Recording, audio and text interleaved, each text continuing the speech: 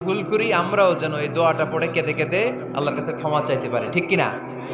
সাইয়েদনা আদম আলাইহিস সালাম ভুল করে ফেললেন, আল্লাহর কাছে চোখের পানি ছাড়লেন, অনুতপ্ত হলেন আর দোয়া করলেন, রব্বানা যালামনা আনফুসানা ওয়া ইল্লাম তাগফির লানা ওয়া তারহামনা লানাকুনান্না মিনাল খাসিরিন।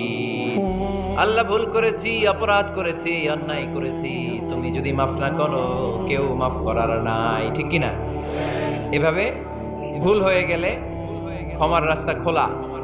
অনেকে রাস্তা বন্ধ করে দেয়, ভয় দেখায়, হায় হায় তুই তো কাফের, তুই তো জাহান্নামী, এরকম আছে না নাই?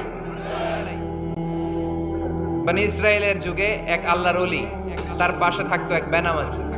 ঘর থেকে বের হইলেই বেনামাজিরে দেখলে বলতো এই জাহান্নামী। বিকেল বেলায় ঘরে আসার সময় কিরে জাহান্নামী, আবার দেখা হইলে এই তুই তো জাহান্নামী, খালি ডাক দিত জাহান্নামী বলে। কিয়ামতের দিন আল্লাহর ওলিরে আল্লাহ ডাকবে, আল্লাহ ডেকে বলবে এই তুমি যারা জাহান্নামী বলে ডাক দিছো, কে জাহান্নামে যাবে আর কে জান্নাতে যাবে এই ডিলারশিপ কি আমি দুনিয়ায় তোমারে দিছিলাম? তো তুমি ওরে জাহান্নামী কেন বললা? ও নামাজ পড়ে নাই, ও আমারে ডাকতে পারে নাই, কিন্তু তোর মতো বেয়াদবি করে নাই। চিল্লায় বলেন ঠিক কিনা? আজকে ওরে আমি জান্নাতে দেব, তোরে জাহান্নামে দেব।